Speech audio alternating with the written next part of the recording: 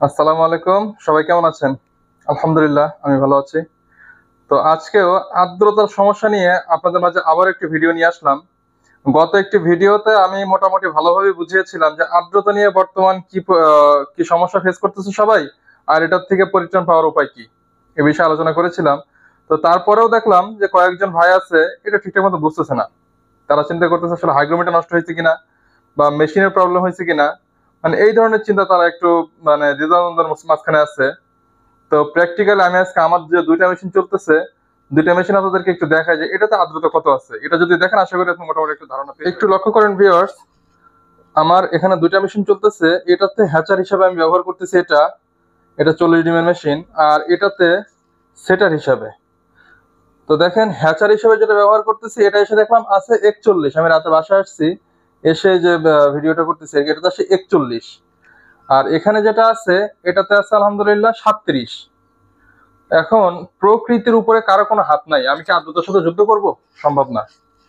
বর্তমান আর্দ্রতা কমে যাবে, এটা খুবই স্বাভাবিক, খুবই নর্মাল একটা বিষয় এটা শীতের দিনে। এক্ষেত্রে আপনার হাইগ্রোমিটারও নষ্ট হয় নাই বা আপনার ওই যে মেশিনেরও প্রবলেম হয় নাই। এটা প্রকৃতির উপরে আপনি চাইলে হাত দিতে পারবেন না। আমি একটা জিনিস আপনাদেরকে দেখাই।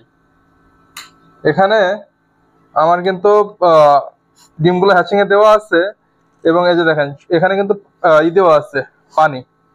এই বাটিতে কিন্তু পুরোটাই পানি দেওয়া আছে, এবং এই সুতি কাপড়টা আমি ভিজিয়ে দিই। দেখেন সুতি কাপড়টা কিন্তু শুকিয়ে গেছে। দিনের মধ্যে ৩ থেকে ৪ বার এই কাপড়টা আমি ভিজিয়ে দিই।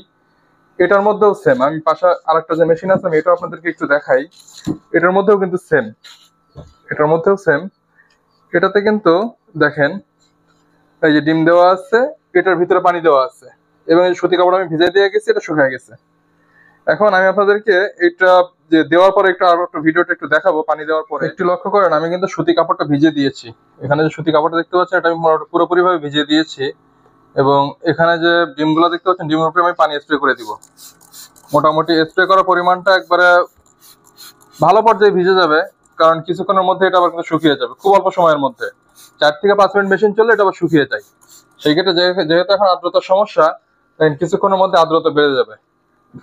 এখন এটা হবে কি, হঠাৎ করে আর্দ্রতা অনেক বেশি বেড়ে যাবে। তো অনেকে চিন্তা করেন যে এটা প্রবলেম হয় কিনা। দেখেন এটা কিন্তু এখন আছে ৪৬, কিছুক্ষণের মধ্যে কিন্তু এটা অনেক বেশি হয়ে যাবে। আসলে প্রবলেম হবে না, কারণ যেমন দেখেন এখন হঠাৎ করে বেড়ে যাবে, আবার কিছুক্ষণ পরে আবার কমে যাবে। সেই ক্ষেত্রে এটা স্টেবল থেকে যাবে। যেমন আমি এটাতে কিন্তু অলরেডি আমি করে দিয়েছি, একটু দেখেন এটাতে ৭০ চলে আসছে, কিন্তু কিছুক্ষণ পরে এটা আবার কমে যাবে। ৭০ কিন্তু থাকবে না। এখানে দেখতে পাচ্ছেন ৭০ কিন্তু এটা থাকবে না। আর এখানে যেটা স্প্রে করা হয়েছে এটাতে দেখেন ৬০, এটাতে কিন্তু অলরেডি বাড়তেছে ৬০ ৬৫। এটা কিছুক্ষণের মধ্যে আর্দ্রতা প্রায় ৮০ ছুঁই হয়ে যাবে। তার কিছুক্ষণ পরে আধা ঘন্টা ১ ঘন্টা ২ ঘন্টা পরে আবার এটা আস্তে আস্তে কমে যাবে। এখন যখন আপনার মাইনাস থাকতেছে একটা জিনিস খেয়াল করবেন, যখন আপনি বাসায় এসে আমি দেখছি আমার আর্দ্রতা আছে ৪০ ৪২ বা ৩৭, এখানে কিন্তু কম ছিল, আবার এখন হঠাৎ করে বেশি আছে। দুইটা মিলে এভারেজ কিন্তু সমান সমান। সেই ক্ষেত্রে এত চিন্তার কিছু নাই। আপনাদের আর্দ্রতার মিটার বা হাইগ্রোমিটারে যেটা আছে এটাতেও প্রবলেম হয় নাই, বা আপনার মেশিনে কোনো প্রবলেম নাই। সেই ক্ষেত্রে বর্তমান যে সময়টা এটা অবশ্যই ফলো রাখবেন। একমাত্র ওয়েদারের কারণে এই সমস্যাটা হচ্ছে, এটা আসলে সমস্যা না। গত বছর যে আমি ভিডিওগুলো ছাড়ছিলাম, আমার প্রত্যেকটা ভিডিও তো কম বেশি ছাড়া হয় ডেলিভারি আপডেট। তো ওখানে কিন্তু বলা আছে যে আমি কিরকম রেজাল্ট পাচ্ছি। আমি কিন্তু বরাবর এই অনুযায়ী কিন্তু পরিচালনা করি।